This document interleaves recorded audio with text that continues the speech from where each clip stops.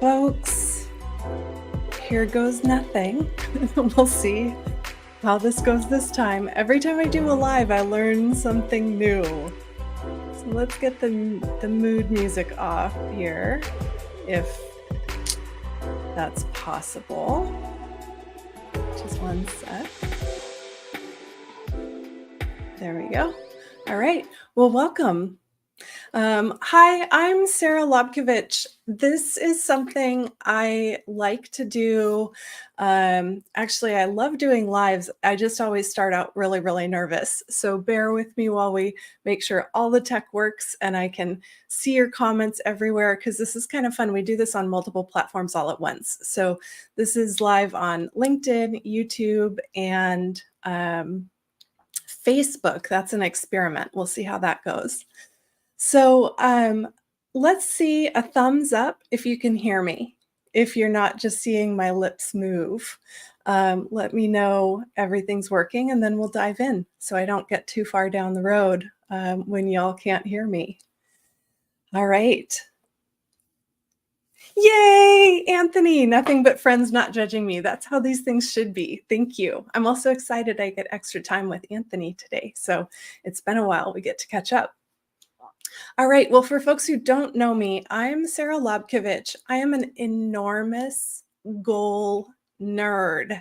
That's a funny story on its own. We might talk a little bit about that today. We'll see. I do have questions that I want to get to. So if folks have limited time, I'm going to spend time on questions first. And then if it gets a little quiet, then I'll tell you some stories.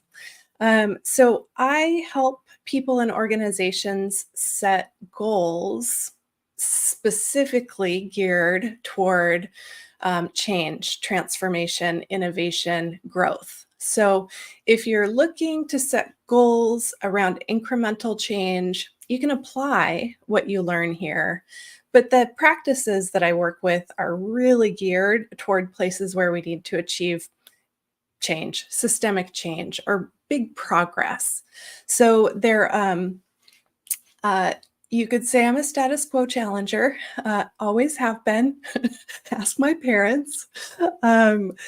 Did my first activism when I was in the 3rd grade. That's another funny story. But again, we'll start out with questions about OKRs. So yeah, I help people set and achieve big, bold goals. And my background is that I am a strategist through and through, which means as a strategist, you get creative about how to make a living being a strategist.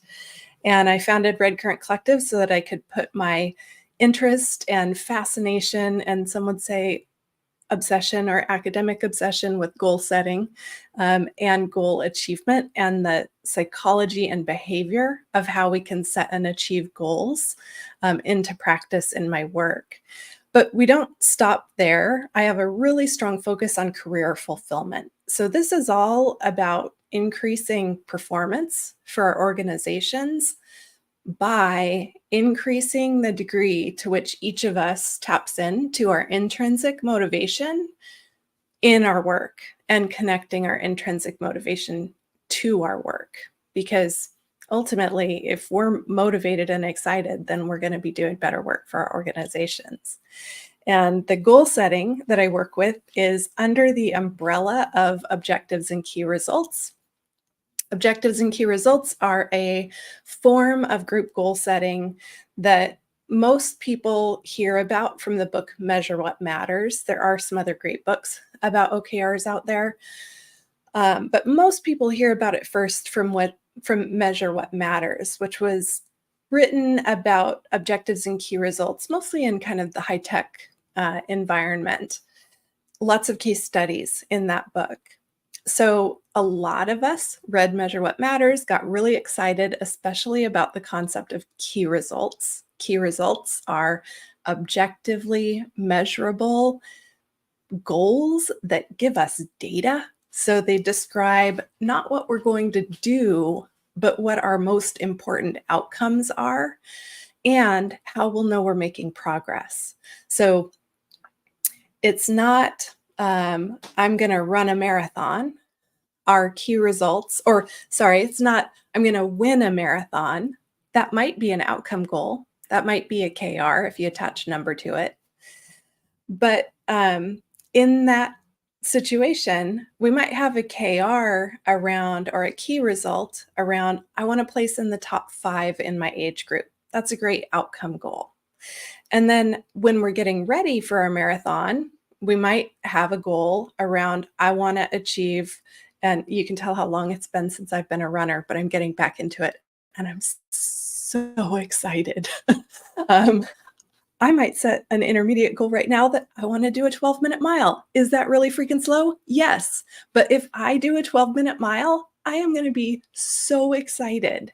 So we create those progress goals that keep us motivated, keep us engaged, and they also give us important data about how we're doing.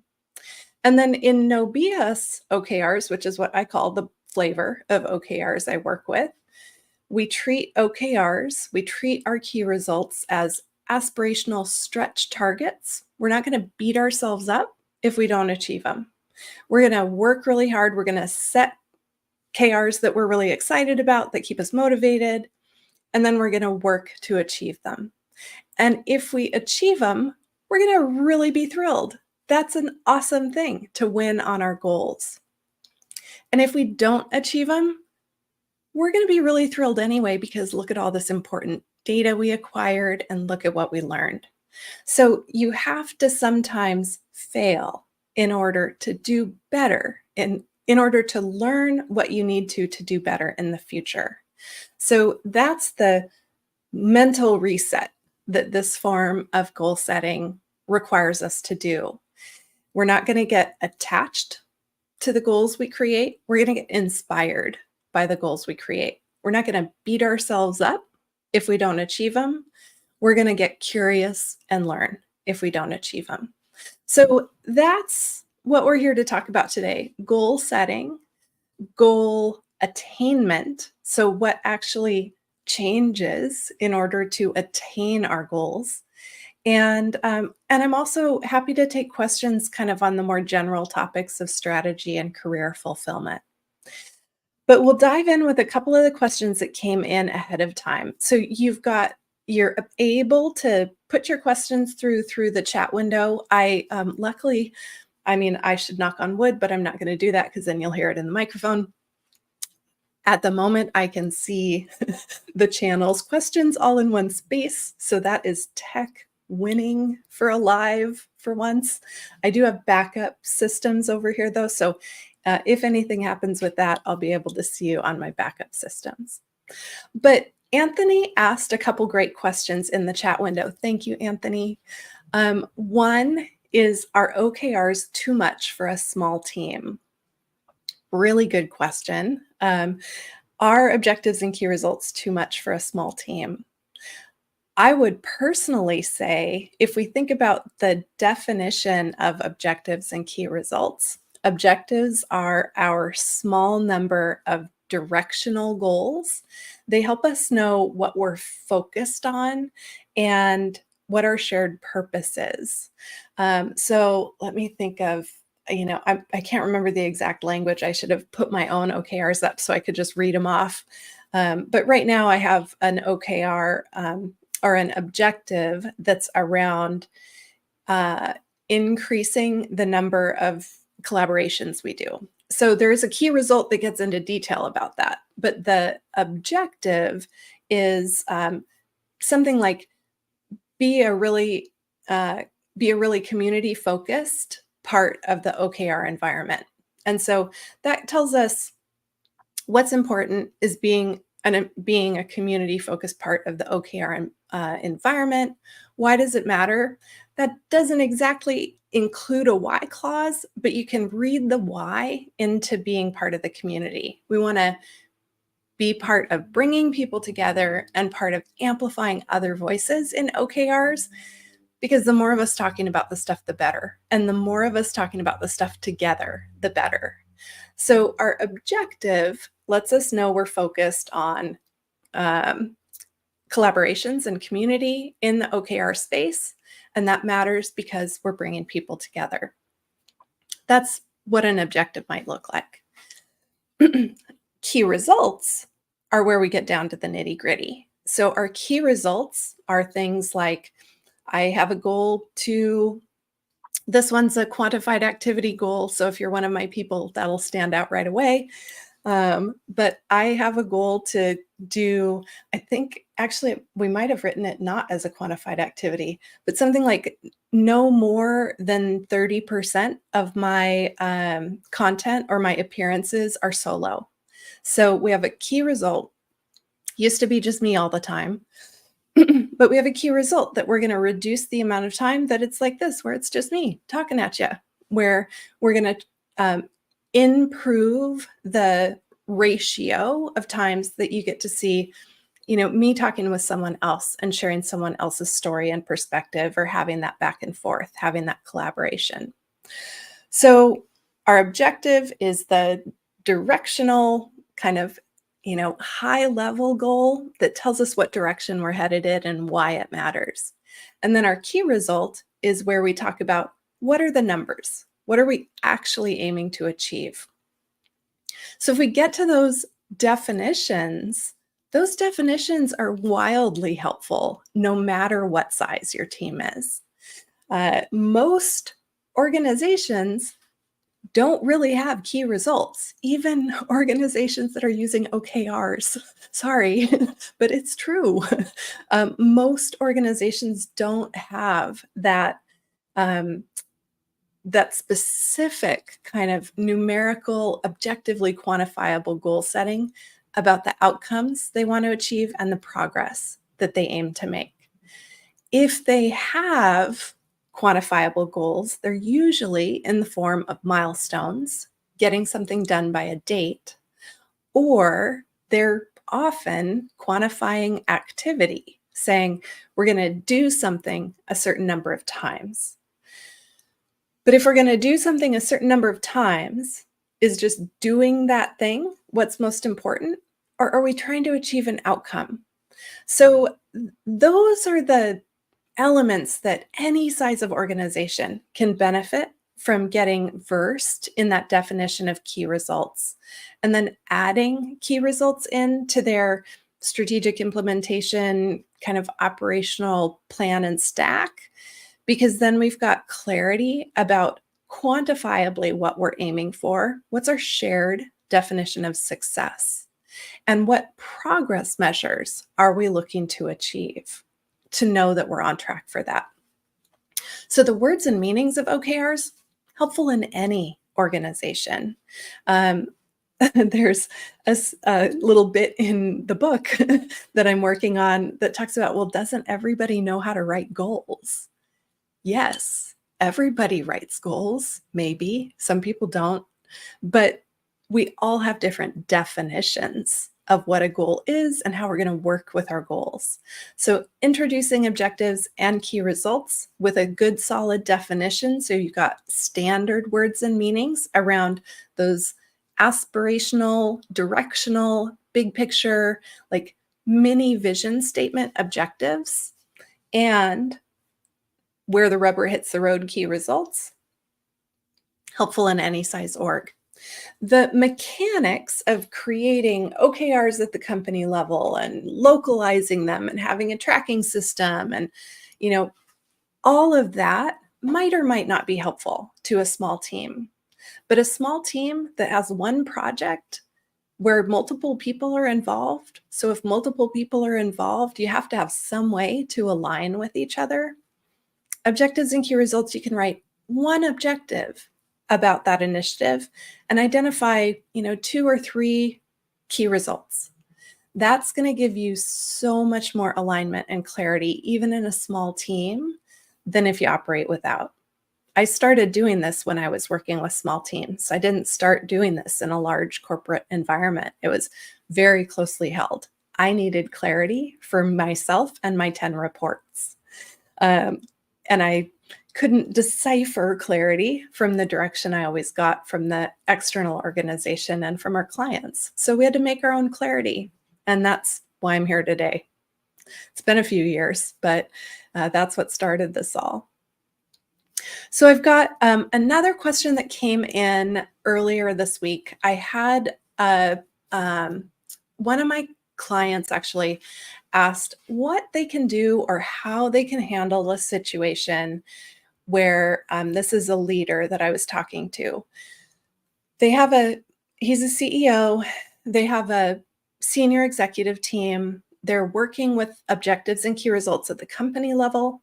And then they're also working with objectives and key results translated one level down into the organization. So they've got their company level OKRs, and then each member of the leadership team has translated those company OKRs into their own domain.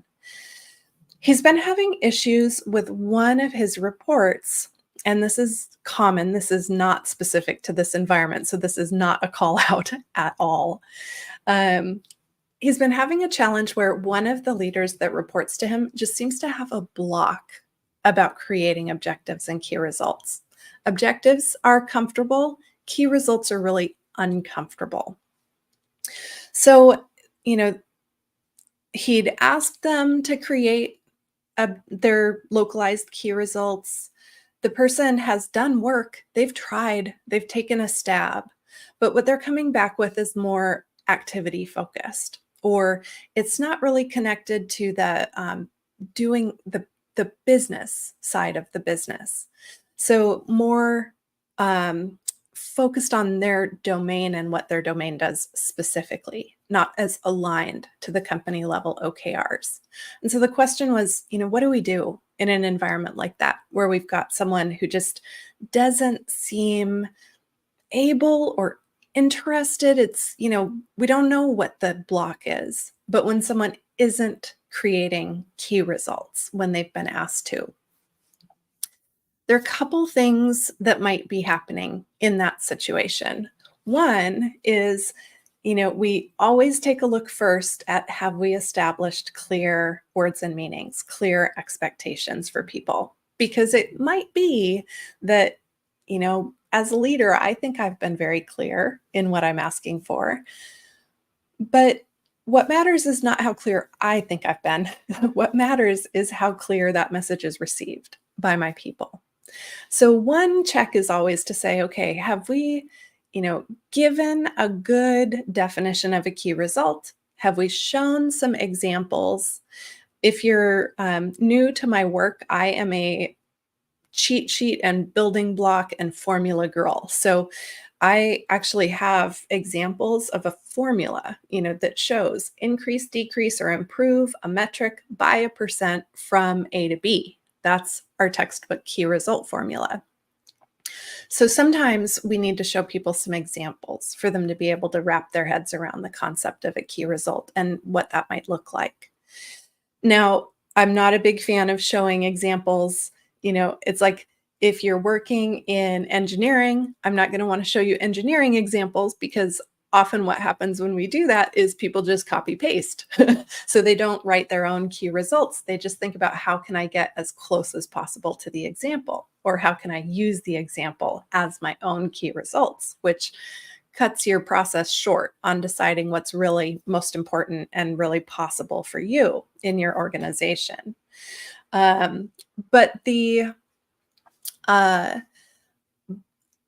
Sorry, I'm seeing chats come through. It's amazing.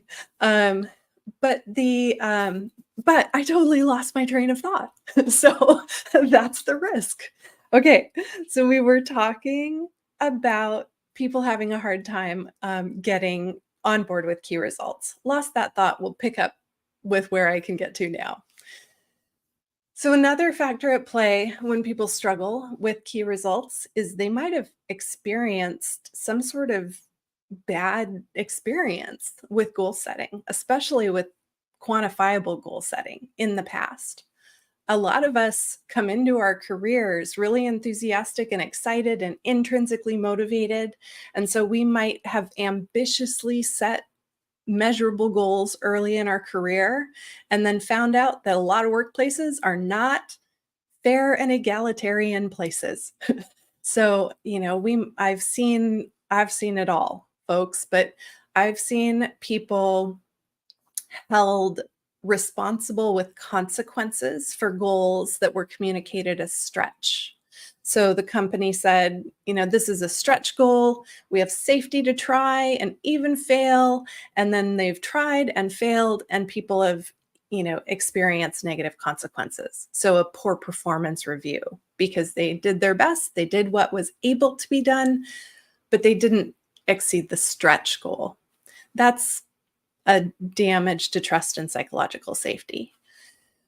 I've seen people, my favorite is when there's a stretch goal and the team achieves the stretch goal and they're excited. Look at that. In my goal setting, I only expect to achieve about 30% of the goals that I set. I expect to not achieve the remaining 70%. I expect to make progress on them, but not necessarily to achieve them, because if I've achieved them, then I haven't set them aggressively enough. So I have seen situations where people have had stretch goals. They've worked really hard toward them. They've achieved that stretch. The team is celebrating. And then the client or the leader says, yeah, but you didn't really exceed that by enough. We should have done better.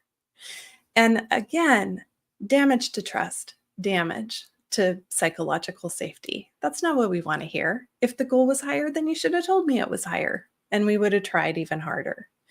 Or we would have asked for what we need to do even better. So that's just two examples.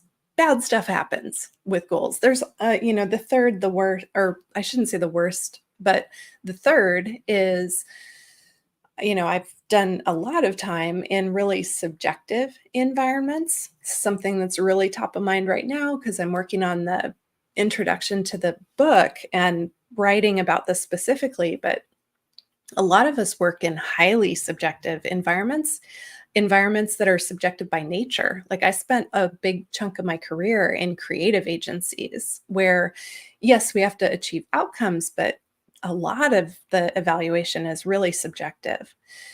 And the difficulty or downside that a lot of people experience in that environment is the subjective evaluation doesn't benefit everyone equally. So, some people might have a loosey-goosey goal or a subjectively evaluated goal, or they might have a goal. They might do their best to achieve it. They might fall short of it and then experience consequences for that, or fail to get recognized or rewarded because they missed their goal. Whereas someone else might try and fail to achieve their goal. Maybe they didn't try their hardest, but maybe they're in some special seat of privilege or power. And so they'll get it next time. They'll get it next time. It doesn't make sense to hold that goal against them. There's all these reasons. So we see that inequity in how goal performance is treated in organizations. That happens a lot. So long story short, that's 3 ways that goal setting in organizations can sometimes hurt people, give them baggage around goal setting. So if you have someone who is struggling to write key results, it might be that they've had a bad experience in the past. It might take some trust building. It might take an honest conversation to say, hey, I noticed that writing goals in this form is really challenging for you. Let's talk about why. Let's talk about how we can get you more comfortable with it. And then my back pocket tip is sometimes this happens when people are just overwhelmed. So it might be that someone's resistant to creating key results because they can't even see beyond the pile that's on their desk right now and all the fires that are burning. So how am I going to think about an outcome goal that I'm excited to aim for when I can't even see the end of my desk? So that is real. And in a situation like that, if you have someone that's just in complete overwhelm, then I call it a Tylenol quarter. You can consider giving them a Tylenol quarter to say, all right, I don't want anyone on my team that overwhelmed. That means we've got issues we need to solve for. So let's work on what is your biggest pain point that if we alleviated, it would free up a little bit of capacity for you to think about bigger outcomes, not just what's on your plate. This works with people and with teams too. If you have really busy or burdened implementation or maintenance teams, this can help with them too. So you can say, what is one thing that we could focus on that you could demonstrably improve, that you could set a goal around and improve, that would be like pain relief? It's like, what's the Tylenol that we can apply to this situation? Let them, think about what their biggest pain point is and what one place can they focus on an operational improvement or on a, some other kind of, what do we need to stop doing to make more capacity? Or what legacy approach is just draining us of our life force that we need to change? So how can we reclaim 10% of someone's brain space or whelm, not overwhelm? How can we de-whelm them by 10% so that when we have this conversation next quarter, you've got 10% more capacity to be able to engage with what the future could look like? Take that quarter, have them write that Tylenol key result, and then support them around what they need to achieve it. So it's a couple ways to handle the situation where someone's just resistant to writing key results. I also wonder, there might be folks in the chat who have tricks and tips for that situation too. All right. So Anthony, thank you for another good question. You said your ideal of 30% goal achievement may be challenging in a so-called performance-oriented culture. Yeah, language is tough here, where anything less than 100% is seen as a form of failing. So I should, I always need to remember to disclaim when I say things like that, that and I think I did say, I aim for about 30% of my goals to wind up in the green. And if they're, if I have more than 30% of my goals in the green, I didn't set my goals aggressively enough. The majority of the goals that I set come in the amber, kind of in the middle of the performance range. There's and this actually, thank you, Anthony, because that helps me with another of the points about people who are resistant to setting key results. If you're in an environment where goals are being set that are expected to be achieved 100%, so the only success threshold is 100%, anything less than 100% is failing. The way that I would think about those goals is that those are mandatories. I used to call them commits, but we've been using the term commitment and commit, not commit itself, but, I want to be able to reserve the term commitment for when someone makes a commitment, which is different. That's someone doing a thing. I am making a commitment to you versus being expected to do a thing. So versus my Alexa's going to remind me to get ready for my day right now. I should have remembered to turn that off. Oops. Here I am, ready for my day. So yeah, we want to watch those mandatories in an environment like Anthony described, where we have to achieve 100% or it's considered failure. Then set your goals at the level that you think you can achieve. That's the only psychologically safe way to do it. Set your goals at the level that you think you can achieve and that you're resource supported to achieve, because what you're aiming for is 100% success. That works well when we're trying to create incremental change, or it can work when we're trying to stay the course and incrementally change. It's when we're trying to make transformational change, when we're trying to innovate, organizations that have really aggressive growth, non-incremental growth goals. That's where that stretch goal concept comes in really handy. And that stretch goal or operating with stretch goals with that safety to fail, the reason that's so important to achieve those, larger outcomes is because when we have that 100% expectation, we're operating in a fairly known space. The only place where we can hold people accountable to 100% attainment with any kind of fairness is if we're operating with known unknowns. We're working with knowns. We're not working with a lot of uncertainty. So then, that makes sense for a lot of established organizations or organizations that are, again, in more incremental growth mode. When we are looking for exponential growth or transformation, that necessarily takes us into the unknown. We are stepping into uncertain territory. We can't set a goal and expect to hold people accountable to it 100% when we're in uncertain territory, because we don't even know if we've written the right goal. We don't have, it's a wish. If we're in uncertain territory, we're writing a wish, we're writing an experiment, and we have to recognize that.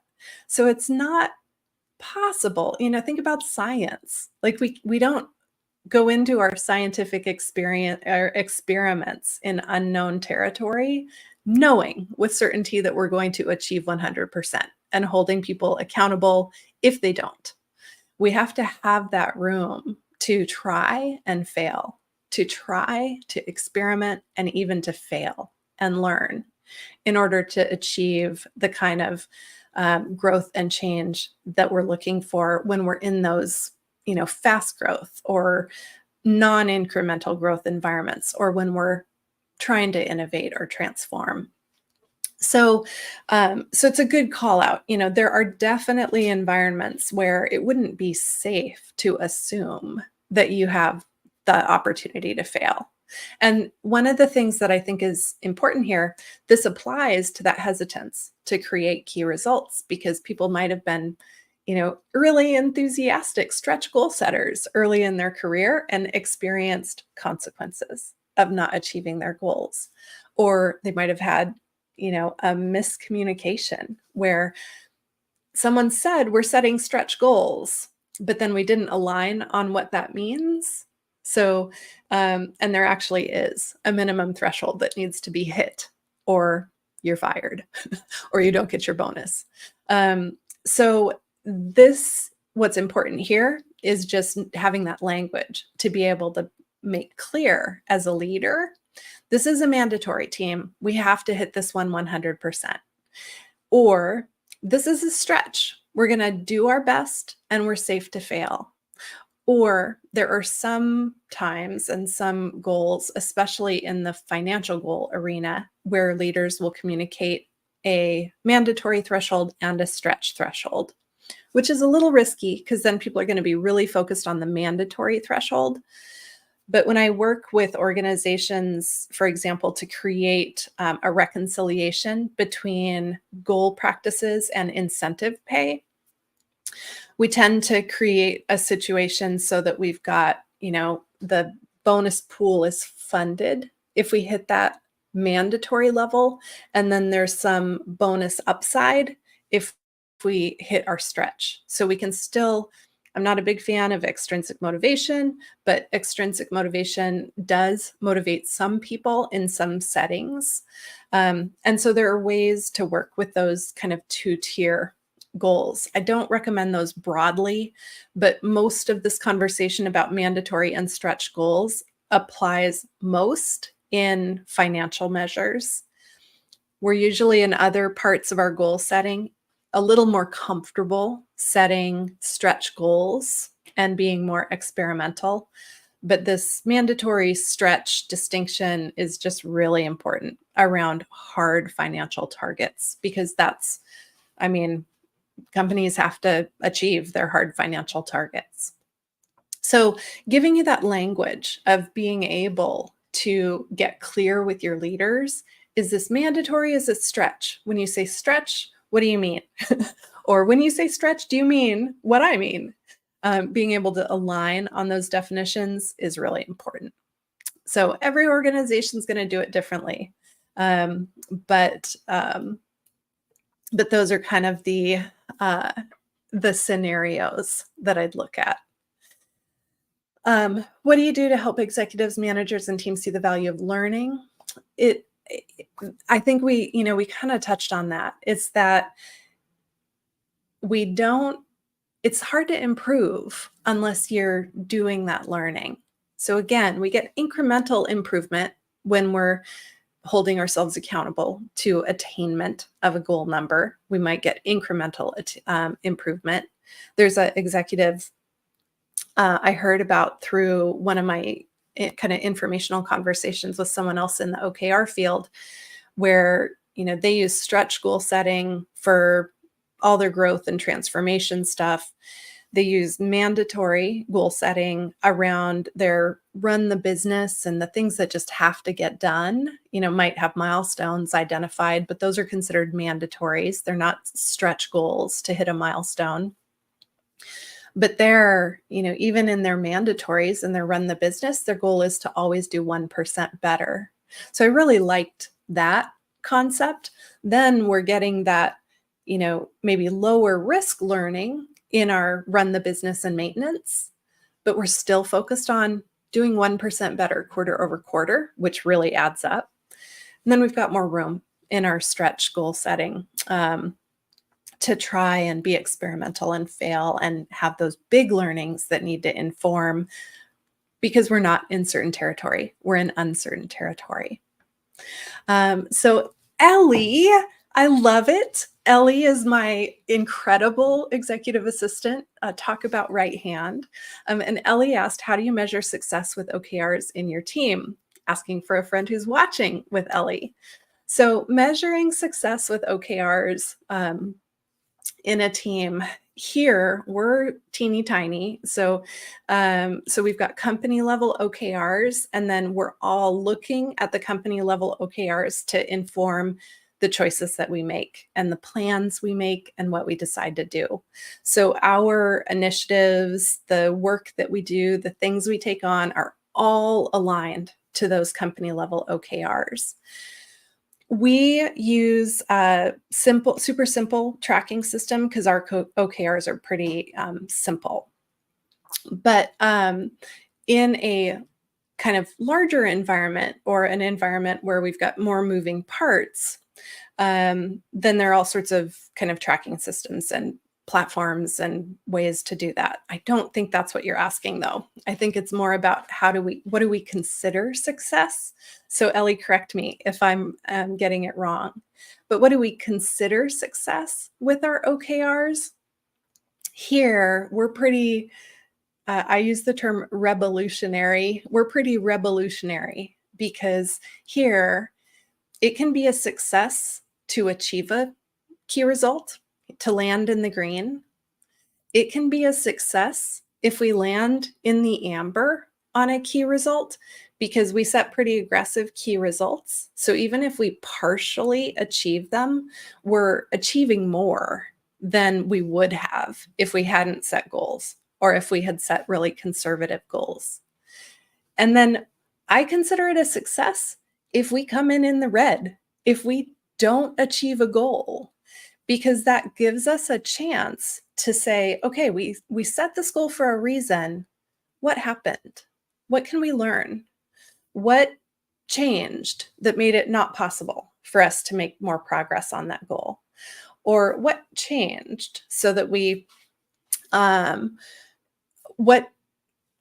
we get the goal wrong? Did we get the plans to achieve that goal wrong? What went sideways, or what changed? So we get really curious when we're in the red or when we fail on a goal.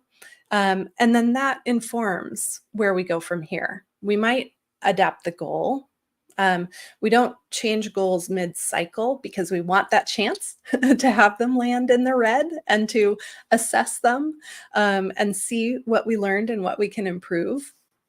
But at the end of each quarter or at the end of each goal term, we can take that time and say, all right, this one came in the red. What can we learn? Let's get curious and see what we can decipher from that experience to apply going forward. So that's how we measure success. For us, it's just math. So, 0 to 30-ish% attainment is in the red. 30 to 70-ish% attainment is in the amber, in the middle range. And then 70 and up, we consider in the green. We consider that a success. So we don't have to achieve goals at 100% to consider them successful or in the green. But really, we consider everything, we consider every goal a success, no matter where we land in our attainment, because we're learning and moving forward. If you do want information about more technical information, then definitely follow up with another question in the chat. I'm happy to dive deeper, and we do have a little bit more time. All right.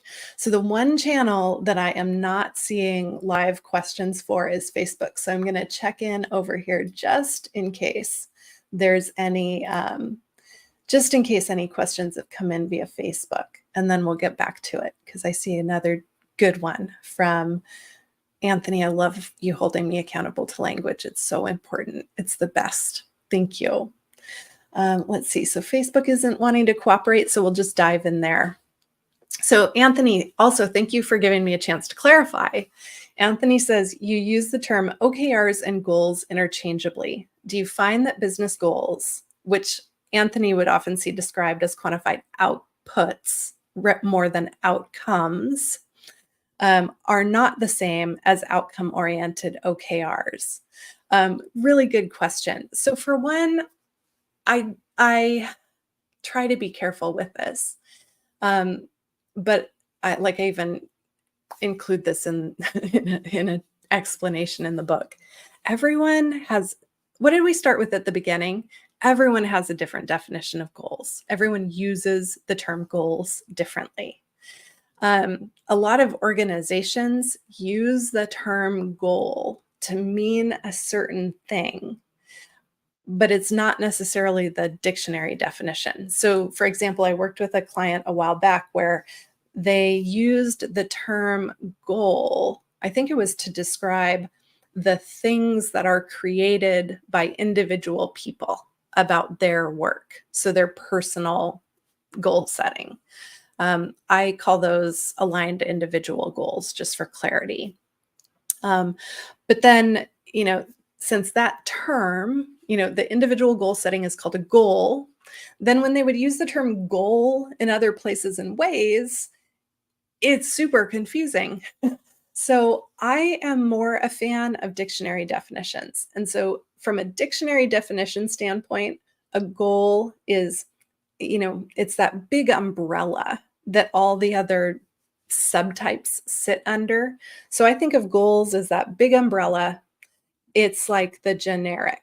I use that as a generic term. Like that's tissue, not Kleenex.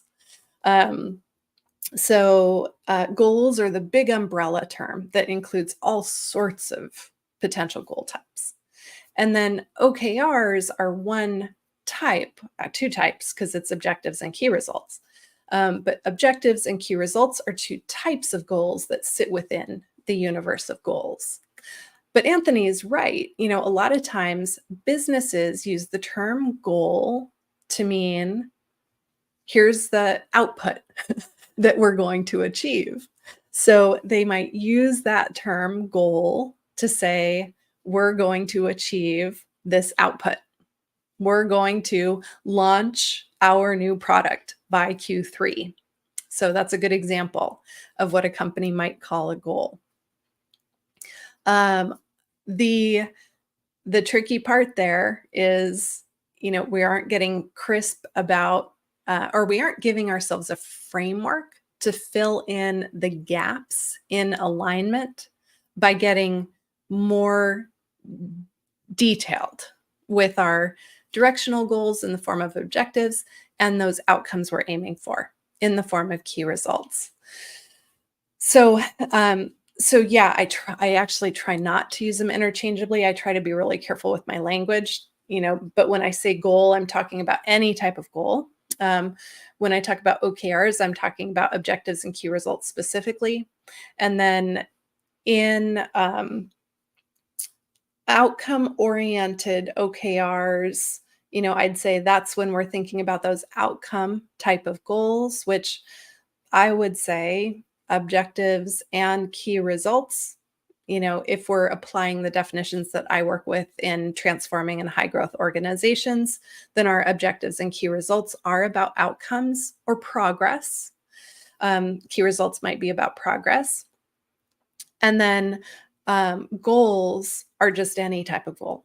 Objectives or key results or individual goals or, aspirations of other types.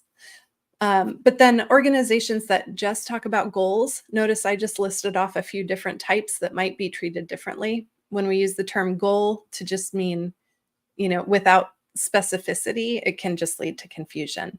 Does often lead to us identifying those traditional outputs or quantified outputs. So if we're in a situation like that, we're in output land, we're in quantified activity land, then the question I always ask, sometimes that's the right kind of goal. That's exactly the kind of goal that we need. That's exactly the object that's going to be helpful, giving us clarity. But we can always ask ourselves when we see one of those output type of goals, what are we going to do, or how many times are we going to do something to consider it a success, quantified activity? When we see that, we can ask ourselves, is what's most important that get done that number of times? So for example, running payroll twice a month. It might just be that getting payroll done on time twice a month, that's an output. But that might be what's most important. We might not have to have an outcome that's more specific than that, or that gets more quantifiable or more outcome focused. People got to get paid on time. But in other situations, the quantified activity or the output, let's say the goal I see all the time from marketing teams, we're going to send 10 emails this quarter. We're going to send 10 campaign emails this quarter. And then the question is, okay, that's an output. If you send those 10 campaign emails this quarter and literally nothing happens, no one clicks a link, no one buys a thing, no one gets into your funnel, is that a success? And the answer is usually no to that question. So payroll, if you get your payroll done, is that a success? Heck yes. If you do your marketing activity and nothing happens, is that a success? Probably not. So that's the place where we would then want to ask the question, what's the outcome what outcome would be incredible to achieve if you're in a stretch, safe environment? If everything goes right, what outcome could you hope to achieve? That's a good question for a stretch environment. Or if you're in a mandatory or must achieve environment, what outcome does your marketing have to achieve? Is there a number of leads that it has to put into the funnel? Then you can set your goal based on the number of leads that have to go into the funnel. So I don't know if I answered your question. I know Anthony is a good friend, and we have a lively discussion always about language and precision. So I do really appreciate you holding me accountable to the way I use words. But if I missed anything there, we've got time later today. So it'll be great to see you. All right. So if Ellie's still here, I have covered all the questions that I can see. Ellie, if there's anything I didn't cover, or if I didn't get your question right, let me know and we'll wrap up with it, because we've just got a couple minutes left, and then I'm going to let you all get on with your Friday and have a wonderful weekend. I don't actually have plugs today. So usually I would give a little plug for some stuff going on, but everything that's going on right now is happening in our inner circle. So we've got pre-launches, we've got some exciting kind of things happening, but they're only open to our subscribers. So if you want to be in that pool in the future, you can go to redcurrentco.com/subscribe. Um, Nope, I got that wrong. Good thing I checked myself. It's findrc.co/subscribe. And you can subscribe to our mailing list. That's how you find out about all the behind the scenes stuff that's going on. I have a brand new, I'm really excited about it, subscription where I get to work with you year round to set and achieve your goals. It's been by demand. People have been asking me for this for ages. And then the feedback I get from my courses is I want more time with you, Sara. So we're going to make that happen. So that access right now is only for people in our inner circle during the pre-launch. But if you want to be in the inner circle, thank you, Ellie. Ellie just dropped the link in the chat window, findrc.co/subscribe on LinkedIn. And I'll include that in Stace on YouTube. It's findrc.co/subscribe. Would love to connect with you that way. So Anthony, like a fractional CSO, this one isn't for enterprises. This membership is actually for individuals. So I want to be able to help folks who are in startups, in like startup leaders, or even individual leaders who want to work on goal setting, or individual solopreneurs, or individual contributors who want to get tuned in to their intrinsic motivation and set and achieve motivating goals themselves. So this pre-launch is about that. I do have a standard engagement, though, that is kind of like a fractional CSO, where we have ongoing support, quarterly support for companies that need help creating OKRs and then achieving OKRs. So it comes in phases: create OKRs, operationalize to achieve them, see what we learn. And we just repeat cycle over cycle. Some clients do 1 quarter with that, and we can make a pretty huge amount of change just in 1 quarter working with a CEO or with a CEO's right hand, a chief of staff or a chief operating officer, or a senior leader if you're in a really large enterprise. And then other clients do that quarter over quarter. But it makes it really, that's what we're trying to do more of, is so that you don't have to think about the administration of your OKRs. We are there and remind you of what you need to do when, and we're here to help as you do it. All right, well, enough with the marketing. Thank you so much for tuning in. Thank you so much for the great questions. And this will be, I'm going to edit out the things that I made little mistakes on, and then the replay will be available. So I'll share the replay probably later today. Thanks for folks who tuned in live, and also thanks for folks watching the replay. You can find us at findrc.co. That takes you to the main website for Red Current Collective, which it's kind of, we're making changes right now. So I told some friends yesterday, my nickname my whole life has been Skittles. So you just never know what you're going to get when you go to that website in terms of the flavors of the rainbow of colors, because we're trying to align on some new brand colors. So check us out at findrc.co and subscribe on whatever channel you're on. Thank you so much for tuning in. I will be doing more of these. So if you found this valuable, I'd love it if you share the replay with your friends when it's available. And I just thank you for tuning in. I look forward to hearing from you. If I missed your question, definitely send it to me. You can direct message me on the platform you're on. You can tie it to a note and send a carrier pigeon. You can find me anywhere. I'm Sara Lobkovich. I'm the only one, and it's a Sara without an H. So you can also email us at hello@redcurrentco.com. That's CURRANT, like the berry, which our in season right now. I get to go eat red currants when we wrap up today because mine are ready to go. They're ripe. So thank you so much for tuning in. I look forward to your questions, and I'll see you next time. Thanks all. Bye-bye.